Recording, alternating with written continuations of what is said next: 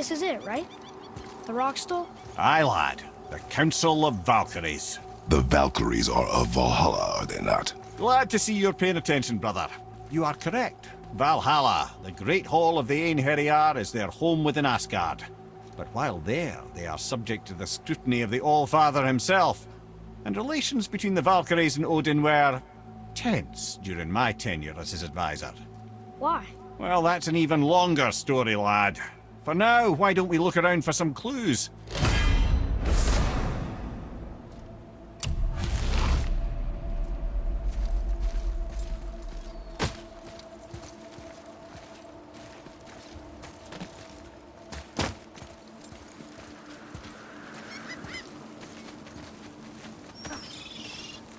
Try placing one of the Valkyrie helms on a throne.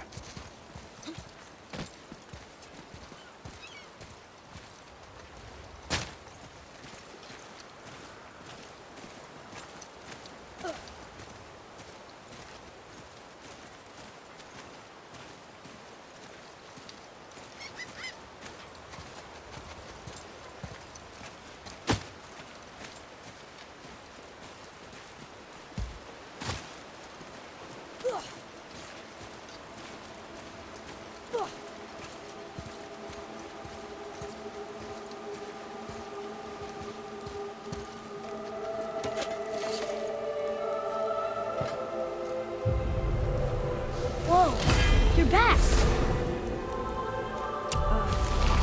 Hello? I don't think she can hear you, lad. The helms must only retain but a small portion of their owner.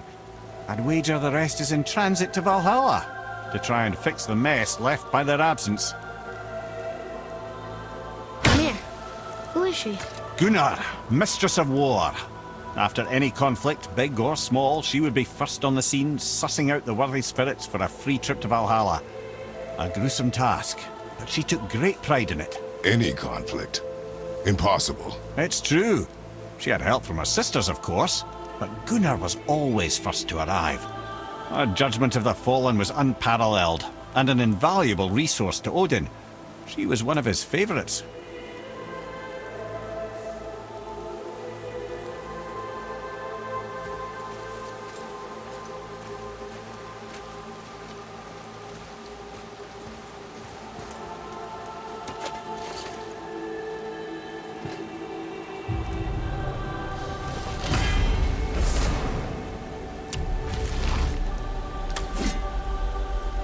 Ah, Gondul.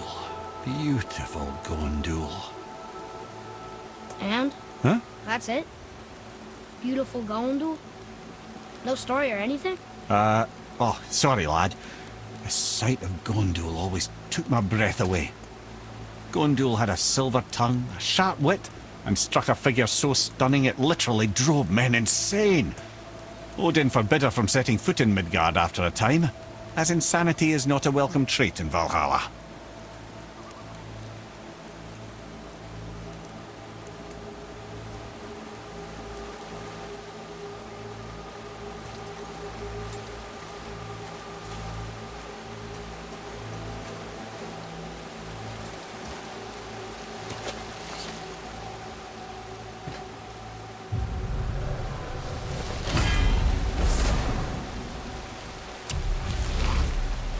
This is none other than Geirdriful, the Master of Arms in Valhalla, responsible for arming and training Odin's Einherjar.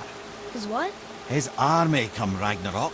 The entire reason Valhalla exists, you see. The Einherjar wait in the Great Hall endlessly, feasting, drinking and fornicating themselves silly. Once Ragnarok begins, Odin calls them into service to fight on his behalf. Geirdriful had her hands full training that lot.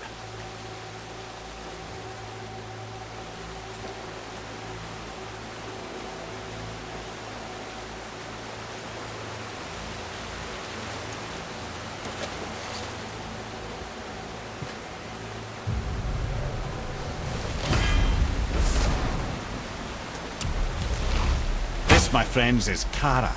Now, Valkyries are volatile by nature, but Kara, the lass is wild storm personified.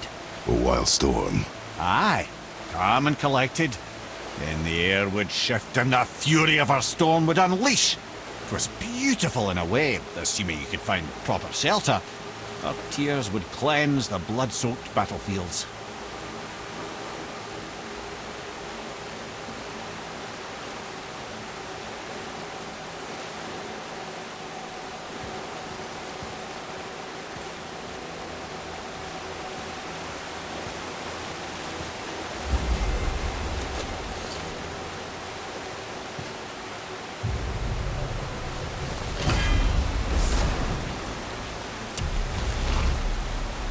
This is Rota, a chooser of the slain.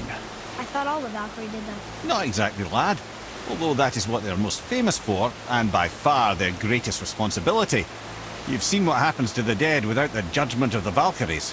Hellwalkers. That's right. Rota, Gunnar, Skuld.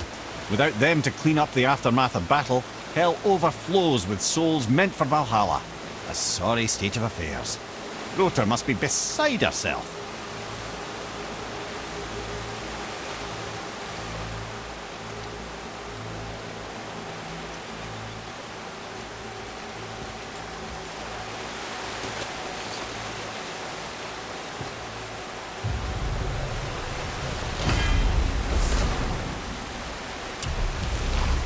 Ah, here we have Air, the healer. A Valkyrie healer? Strange. Air was strange, as a matter of fact. Very quiet, very calm. Where her sisters were violent rapids, Air was a gentle stream. She healed the wounds of both mortals and gods, and even a certain all-knowing sage who once drank too much and fell off a mountain. Not my proudest moment.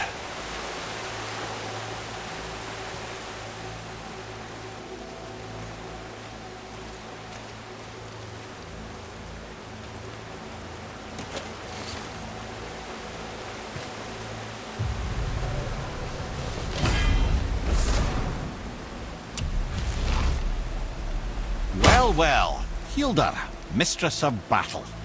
She and Odin got on quite well, actually. Her and the other Valkyries, not so much. She would spend most of her time here in Midgard observing discord between the living, and sewing some up herself from time to time. She lived for conflict. Some say she was conflict personified. I wonder what will become of her now that she's free.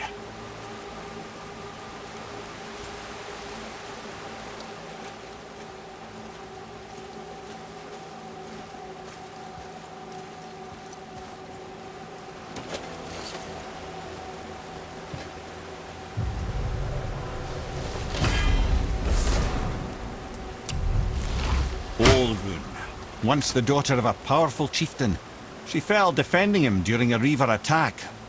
Olrun was escorted to Valhalla, where she chose to devote her afterlife to the pursuit of knowledge above all else. Quite unusual behaviour amongst the constant drinking and feasting of her fellow Valhallian denizens. How'd she end up a Valkyrie? Odin. He saw a kindred spirit in Olrun's single-minded pursuit of knowledge. He appointed her as the Valkyrie's resident historian.